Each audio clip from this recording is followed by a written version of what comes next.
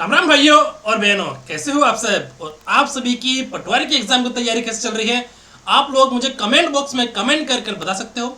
दोस्तों, आज है हमारा पटवार हार्ड चैलेंज का डे 12।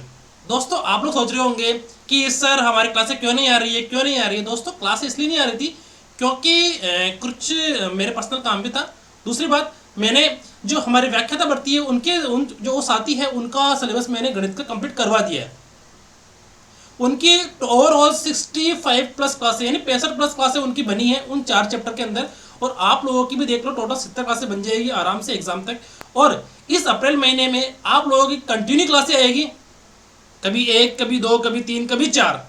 कभी चार भी आ सकती है, कभी तीन भी आ सकती है। मतलब एक क्लास तो आप लोगों की कंफर्म आएगी आएगी डेली। हालांकि कभी कभी ऐसा हो सकता है कि मेरे कुछ काम हो और आपकी क्लासें नहीं आ पाए, पर ये मान लो कि आज जैसे मैंने स्टार्ट किया वापस से, तो आप आज आपकी कम से कम एक से दो क्लास जरूर आएगी। कभी तीन, कभी चार भी आ सकती है। जैसे छुट्टी रही कभी तो आराम से दो तीन क्लासें आराम से आ जाएगी। तो आप लोग आराम से तैयारी करो, और गणित में किसी प्रकार की कोई प्रॉब्लम हो तो आप मुझे बता सकते हो।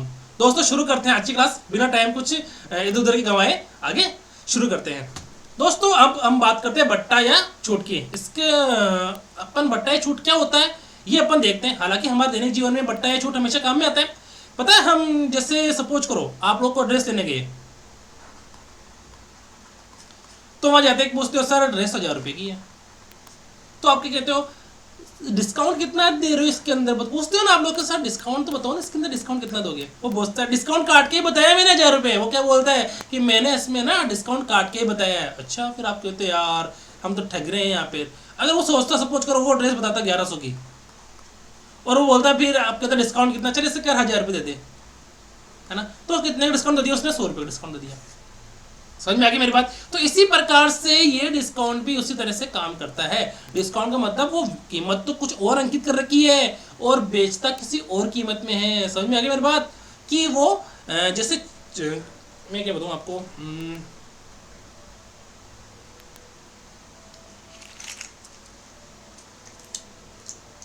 जैसे मेरे पास दिखाने के लिए आप लोगों के पास देखो, ये देखो, ये टेबलेट है ना, टेबलेट का मेरे पास है, ये देखो यहाँ पर। तो इसमें 60 रुपए अंकित है इसके अंदर, है ना। पर ये देता कितने में, कभी 20, कभी 30, 40 में देता है इसे, है ना। वो टेबलेट लेके आया था मैं सरदर्द की पेन रिलीफ के नाम से, तो उस पर लिखा हुआ कितना, 60 रुपए, है ना। तो वो देता कितने में अपने को, 20 रुपए 30 रुपए देता है ना। कभी 10 में भी दे देता है कभी कभी, कोई जान पहचान वाला हो तो। ठीक है, तो वो क्या हो गई अपनी अंकित कीमत तो कुछ और है, और बेच कितने में रहा है वो कुछ किसी और में। ठीक है, तो बेच का जो डिफरेंस है वो क्या कहलाता है, अपना छूट कहलाता है। चलो आगे देखते हैं कि अब हम देखते हैं छूट। छूट अंकित मूल्य माइनस विक्रय मूल्य। अंकित मूल्य माइनस विक्रय मूल्य। अंकित मूल्य क्या होता है, जो किसी वस्तु पर लिखा हुआ हो। अंकित मूल्य क्या होता है, किसी वस्तु पर लिखा हुआ मूल्य होता है ना, वो अंकित मूल्य का होता है। किस हमेशा अंकित मूल्य पर गणना की जाती है, किसकी, अंकित मूल्य पर गणना किसी की जाती है, छूट की गणना हमेशा अंकित मूल्य पर की जाती है। छूट परसेंट, अब देखते हैं अपन छूट परसेंट। देखो पहले तो अपन बताओ छूट क्या होती है। छूट मतलब जो अपना मूल्य कितना लिखा हुआ है वो मूल्य क्या कहलाता है, अपना अंकित मूल्य कहलाता है। और बेचा कितने में वास्तव में, जैसे देखो 1000 रुपए अंकित है और बेचा कितने में, 900 में। 1000 रुपए अंकित है तो 1000 रुपए यहाँ पे आ जाएगा, बेचा कितने में, 900 में, तो 900 यहाँ की बेचने का मतलब क्या हो गया, विक्रय मूल्य। ठीक है, 1000 रुपए अंकित है, बेचा कितने में, 900 में, तो छूट कितने दे दी उसने, 100 की छूट दे दी। ठीक है, अब बोल रहा है छूट परसेंटेज बताओ भाई इसका, तो छूट परसेंटेज क्या हो जाएगा, छूट प्रतिशत बराबर छूट बटे हुए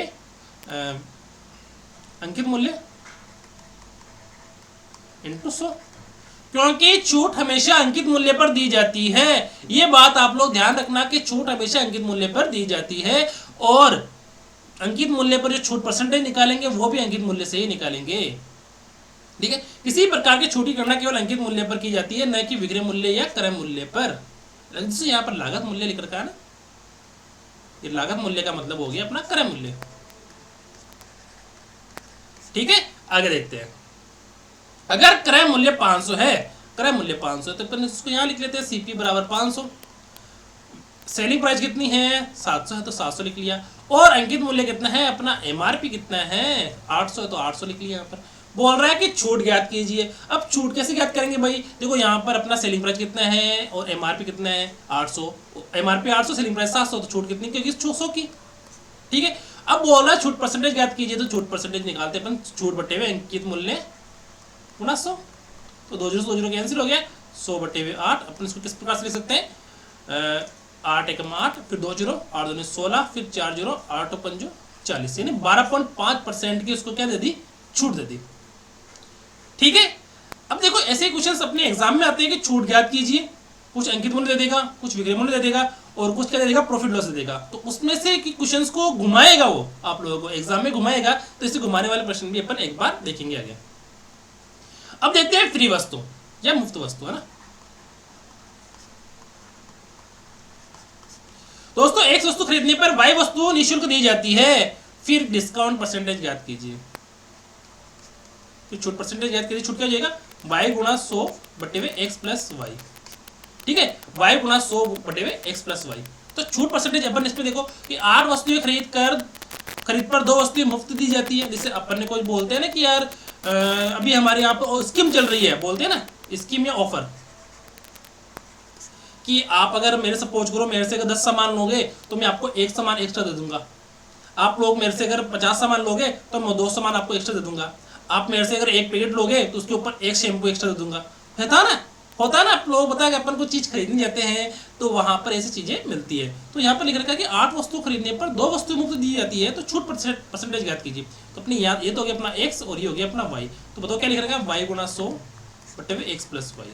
कितना हो गया, 2 गुणा 100 बटे हुए x प्लस वाई। x कितना, 8 प्लस 2 बराबर 10, तो 2 गुणा 100 बटे हुए 10, तो 1 जीरो से 1 जीरो कैंसिल हो गया। कितना परसेंट हो गया, 20% की उसको छूट दे दी। कितने परसेंट की छूट दी उसको दोस्तों, 20% की।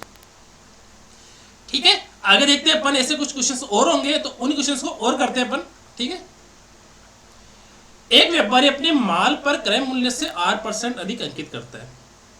जैसे मान लेते अपन कि क्रय मूल्य कोई भी हो, मान लेते अपन 100 रुपए क्रय मूल्य है, तो वो बोलता है कि 8% अधिक अंकित करता है यदि वह अपने ग्राहकों के अंकित मूल्य पर 8% की छूट देता है। पहले वो क्या करता है, 8% अधिक अंकित कर देता है, फिर वो 8% की क्या देता है, छूट देता है। तो उसका लाभ या हानि परसेंटेज ज्ञात कीजिए। क्या बोल रहा है वो, उसका लाभ या हानि परसेंटेज ज्ञात कीजिए। ठीक है दोस्तों, अब यहां पर देख रहे हो क्या बोल रहा है, इसका फॉर्मूला क्या होगा, आर गुणा, सुनिए यहाँ पर R1% है ना, आर गुणा 100 माइनस R1 बटे हुए 100 माइनस R1। अब यहाँ पे लिख रखा है कि प्लस का चिन्ह दर्शाता, प्लस का चिन्ह लाभ को और माइनस का चिन्ह हानि को दर्शाता है। तो ये फॉर्मूला आप लोगों को याद रखना दोस्तों। ठीक है,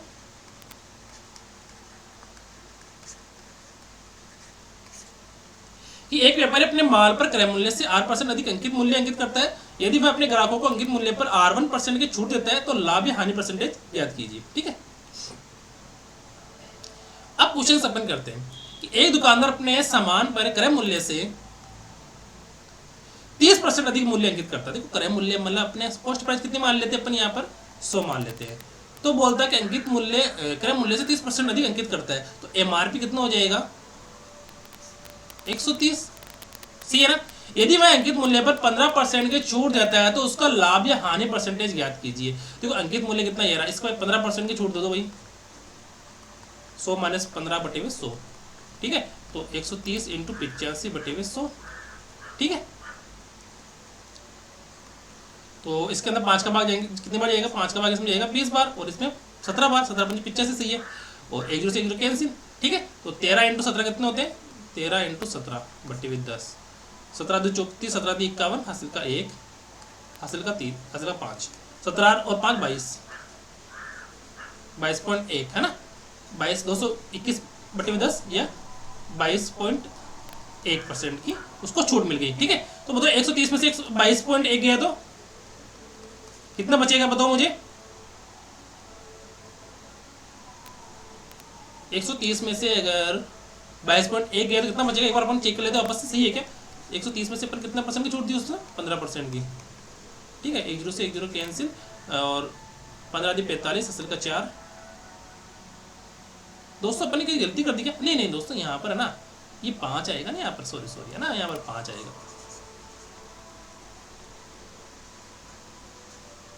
या 5 आएगा ना, तो 15 × 45 हासिल का 4, 15 एकम 15 और 4 19 बट्टे में 10, तो क्या हो गया 19.5%। ठीक है, 19.5 घटाओ भाई, कितना आएगा 110.5।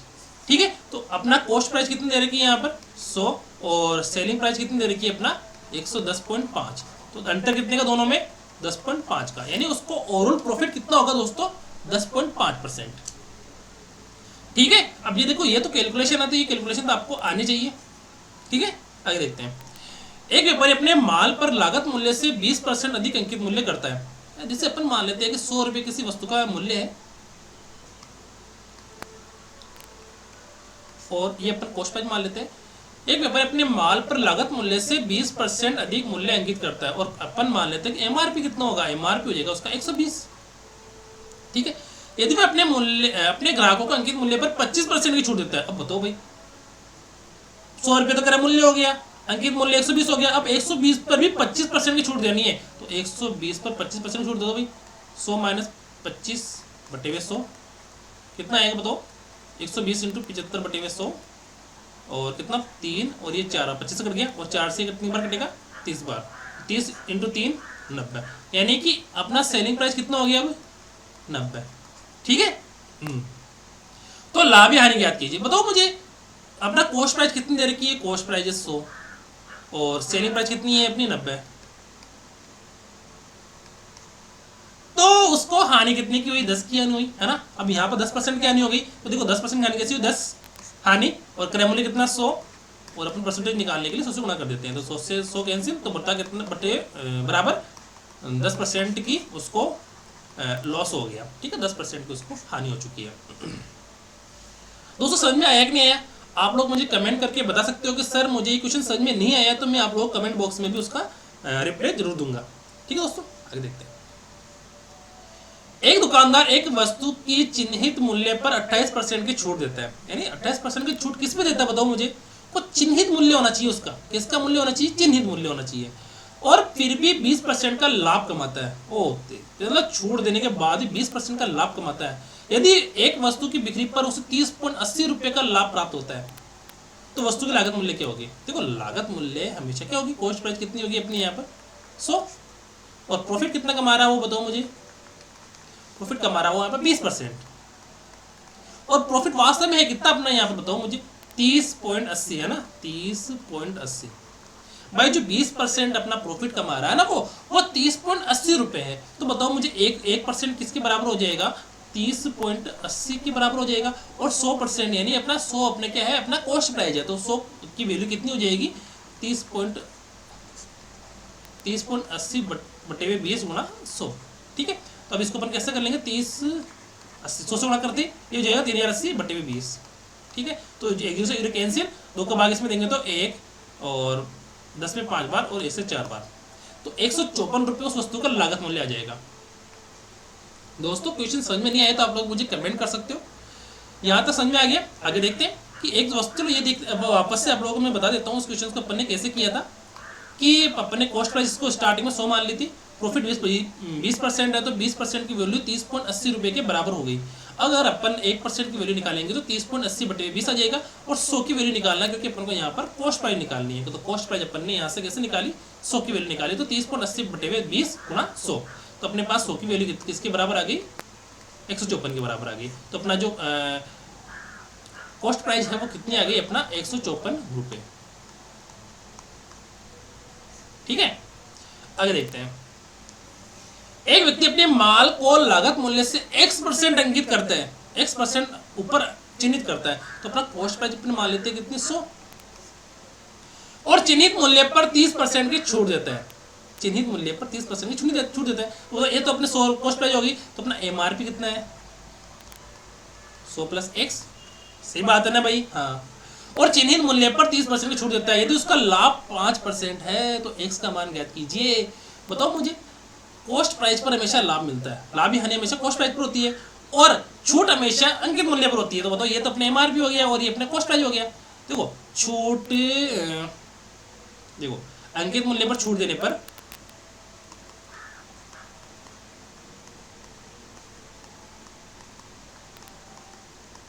छूट देने पर अपने पास क्या आता है, विक्रय मूल्य। और क्रय मूल्य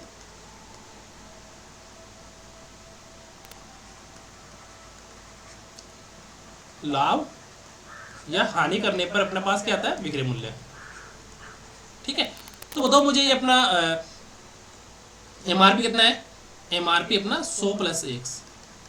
ठीक है, अब इसमें छूट कितनी देनी है अपने को, 30% छूट देनी है। 30% छूट देने पर क्या आएगा, 100 माइनस 30 बटे हुए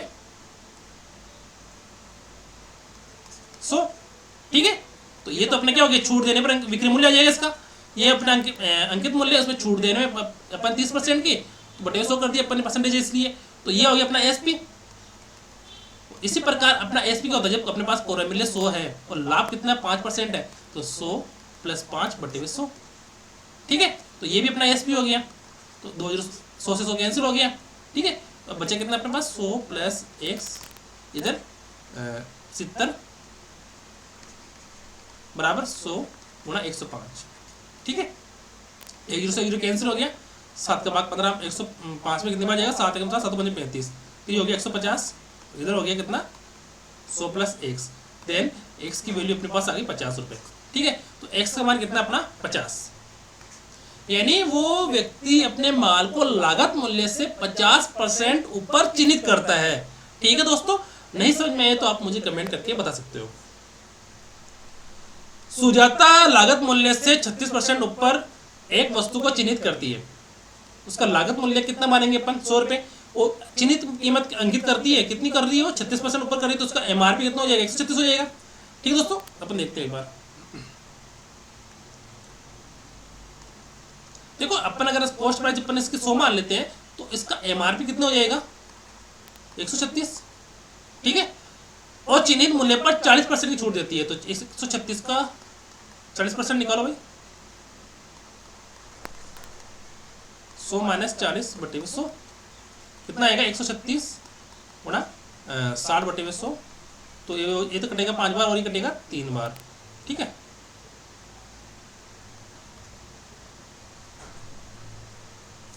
अब देखते हैं इसको।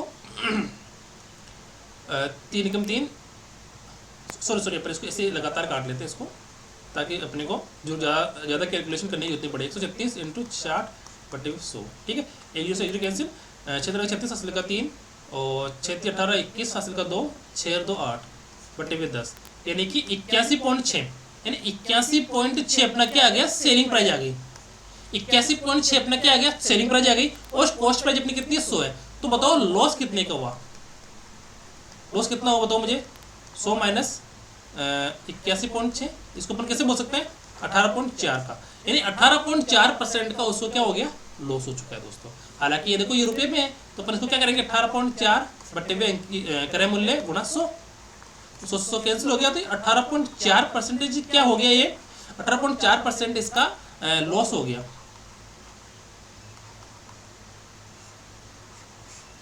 ठीक है, यहां तक समझ में आ गई तो आप मुझे कमेंट कर सकते हो दोस्तों।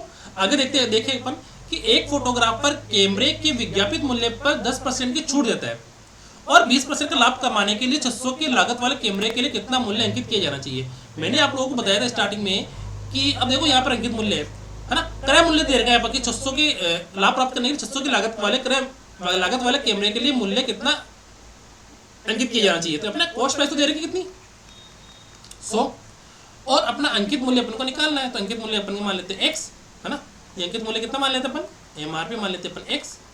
ठीक है, तो बताओ मुझे x एमआरपी है, तो एमआरपी पे छूट कितनी दे रही है बताओ मुझे, 10% छूट दे रहे हैं। 10% छूट देने में कितना बचेगा, 90 बटे 100। ठीक है, अब अपने पास कॉस्ट प्राइस कितनी है, 600, लाभ कितना है भाई, 20% है, तो 120 बटे 100। तो देखो एमआर जो अपने कॉस्ट प्राइस है उसके अंदर प्रॉफिट हो रहा है, तो अपने पास क्या जाएगा, सेलिंग प्राइस ना, इसको अपन सेलिंग प्राइस बोल सकते हैं। अपने पास अंकित मूल्य है, उसमें अगर अपन 10% डिस्काउंट देंगे तो अपने पास क्या आ जाएगा, सेलिंग प्राइस आ जाएगा। तो दोनों सेलिंग प्राइस क्या होंगे, बराबर होंगे। ठीक है, तो 2 0 कैंसिल हो गया। ठीक है, x बराबर 600 इंटू 120 बटे 90, तो 1 से 1 कैंसिल, ये कटेगा कितनी बार, 3 बार, 3 का भाग इसमें और इसमें 4 बार जाएगा, 40, और इसके अंदर 3 का भाग कितनी बार जाएगा, 3 दूनी 6 यानी 20 बार। ठीक है, x बराबर 20 गुणा 40 बराबर कितना आ गया 800, यानी हमारा जो अंकित मूल्य है वो कितना है 800 रुपये। दोस्तों समझ में नहीं आया ना, तो आपकी जिम्मेदारी बनती है कि आप मुझे कमेंट करके बता सकते हो।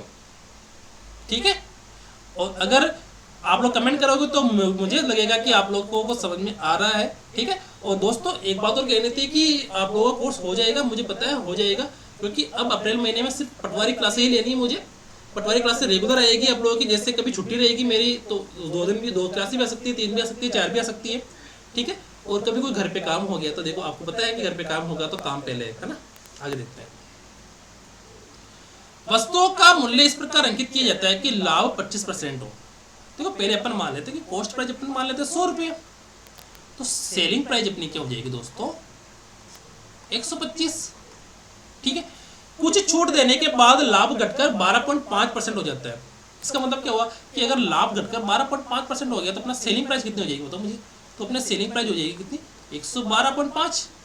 सीधी सी बात है भाई कि जब अगर अपने पास कॉस्ट प्राइस 100 रुपये दे रखी है और सेलिंग प्राइस 125 हो गई, सेलिंग प्राइस क्या सॉरी अपनी एमआरपी, अपने यहाँ पर एमआरपी लिखो ना, यहाँ पर सॉरी एमआरपी आएगा, यहाँ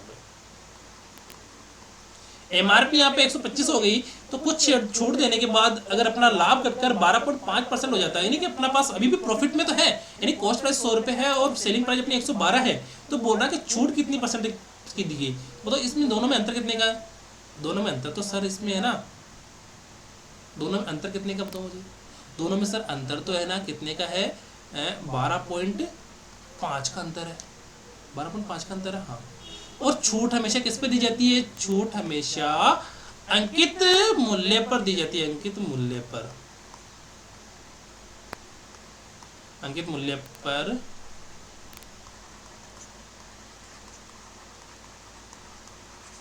दी जाएगी, यानी 12.5 बटे में 125 गुणा 100। ठीक है, तो 1 0 से 1 0 कैंसिल ये लग जाएगा, तो क्या जाएगा 12,500। ठीक है, बटे 125, तो 125 का भाग इसमें कितनी बार जाएगा बताओ मुझे, सॉरी इसमें है ना इतने बार जाएगा 10 बार। ठीक है, तो 10% की उसको छूट दी गई थी। ठीक है, आगे देखते हैं। राजेंद्र ने बिक्री मूल्य पर 25% की छूट के साथ एक मोबाइल खरीदा। अगर मोबाइल की कीमत 4875 है तो मोबाइल का मूल बिक्री मूल्य क्या होगा? इसका कहने का इतना सा अर्थ है कि अगर देखो एमआरपी तो कुछ और अंकित होती पहले है ना, एमआरपी तो कुछ और अंकित होती, पर सपोज करो अगर एमआरपी कुछ और अंकित होती तो क्या होता, एमआरपी कुछ और अंकित होती तो क्या होता कि उसको छूट कितनी दी गई, उसको 25% की छूट दी गई। जैसे अपन मान लेते पहले कि उसका एमआरपी कितनी थी 100 रुपये।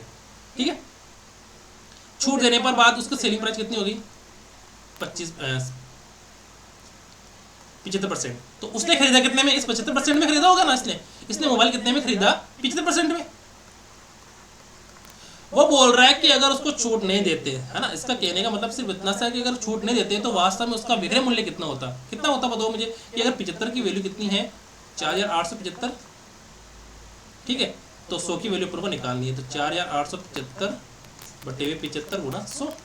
ठीक है, तो 25 का भाग इसमें 3 बार जाएगा और इसमें 4 बार जाएगा।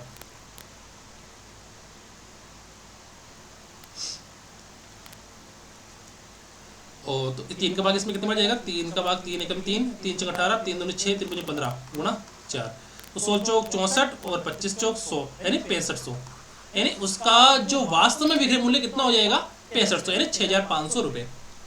दोस्तों पटवारी क्लासेस आपकी अब आज से रेगुलर आएगी। ठीक है, आगे देखते हैं। एक दुकानदार किसी वस्तु की कीमत की लागत मूल्य में 20% की वृद्धि करता है, तो अपन सब मान लेते हैं कि उसका कॉस्ट प्राइस मान लेते हैं 100 रुपये, तो लागत मूल्य में 20% की वृद्धि करता है, तो मान लेते हैं इसका एमआरपी कितना हो जाएगा 120। इस चिन्हित मूल्य पर 10% की छूट देनी है, तो 10% की छूट दे दो भाई इसको, 120 × 90 बटे 200, 20 20 कैंसिल, 12 नंबर के 108, यानी अपना सेलिंग प्राइस कितना आ गया यहाँ पर 108। ठीक है, अपना सेलिंग प्राइस कितना आ गया दोस्तों यहाँ पर 108 रुपये। तो बताओ मुझे इसका अंदर प्रॉफिट कितने का हुआ? प्रॉफिट हुआ कितने का 8% का, इसमें 8% का प्रॉफिट हो गया। ठीक है, चलो आगे देखते हैं। एक दुकानदार ने 7,200 रुपये में एक कंप्यूटर टेबल पर अंकित किया। जैसे अपन मान लेते हैं कि इसका इस पर वह 10% की छूट देता है तो फिर भी वह 8% का लाभ कमाता है। यदि वह किसी छूट की अनुमति नहीं देता तो उसका लाभ प्रतिशत क्या होता है? यदि देखो इसका अपन कॉस्ट प्राइस अपन इसको 100 मान लेते हैं या x मान लो, ठीक है, x मान लेते हैं। तो बोल रहा है कि x अपन कॉस्ट प्राइस है तो x गुणा लाख कितना कमाता है वो 8%, तो 108 बटे 100। तो ये तो हो गई सेलिंग प्राइस अपनी। और अपने जो अपने MRP कितनी दे रखी है यहाँ पर 7,200, तो 7,200 ये रहा। छूट कितनी है भाई 10% की, तो 90 बटे 100, तो 2 0 2 0 कैंसिल, ठीक है। एक्स का मापन, एक्स का मतलब क्या हुआ कि अपने यहाँ पर कॉस्ट प्राइस निकालनी है। कॉस्ट प्राइस बताओ कितनी है भाई 7,200 गुना 90 बटे 108, ठीक है। 18 पंजे 90, 18 6 108, 6 का भाग इसमें कितने बार जाएगा 6 कम 6, 6 दूनी 12, तो अपना x बराबर कितना आ गया 12 पंजे 60 यानी 6,000 रुपये, यानी 6,000 रुपये उसकी क्या है कॉस्ट प्राइस, ठीक है। 6,000 रुपये उसकी क्या है कॉस्ट प्राइस आ गई। अब बोल रहा है कि अगर छूट नहीं देते, अगर उसको 10% की छूट नहीं देते तो बताओ उसका विक्रय मूल्य क्या है। विक्रय मूल्य अगर छूट नहीं देते तो अपना शेयरिंग प्राइस क्या हो जाता है बताओ 7,200 रुपये, और कॉस्ट प्राइस कितना हो जाता है बताओ मुझे 6,000 रुपये, जब छूट नहीं देते तो, है ना, छूट नहीं देते तो बताओ दोनों का अंतर कितने का है 1200 का, तो 1200 का उसको प्रॉफिट हो जाएगा और अपने पास कॉस्ट प्राइस नीचे आ जाएगी कितनी 6,000 रुपये गुणा 100, तो 2 0 2 0 कैंसिल, 1 0 से 1 0 कैंसिल, 6 दूनी 12 यानी 20% का उसको क्या हो जाता लाभ हो जाता। कब हो जाता जब उसको अपन छूट ही नहीं देते, जब छूट ही नहीं देते तो उसको 20% का उसको क्या हो जाता लाभ हो जाता, ठीक है दोस्तों। आगे देखते हैं दोस्तों, आज के लिए इतना ही। आपकी क्लासेस रेगुलर आती रहेगी, आप लोग इसी प्रकार से कंटिन्यू बनाए रखना, ठीक है। और पटवार हार्ड चैलेंज का आज कितना दिन हो गया 12 दिन, ठीक है, ठीक है दोस्तों। इसी प्रकार से आप लोग चैनल पे बने रहिएगा। आप लोगों की जो 70 डे हार्ड चैलेंज लिया था मैंने वो कंप्लीट करवाने की जिम्मेदारी मेरी है। हालांकि देखो अपन अभी तो कह नहीं सकते श्योर से, कि अभी भी मुझे पता है कि अभी मेरे पास कम से कम देखा जाए तो 35 प्लस डेज है, वो 35 प्लस 5 डेज के अंदर मैं आराम से करवा सकता हूँ, क्योंकि कुछ दिन की मैं छुट्टी लेकर भी आप लोगों की सिलेबस कंप्लीट करवाने की सोचूंगा, ठीक है दोस्तों। चलो, थैंक यू और बेस्ट ऑफ लक।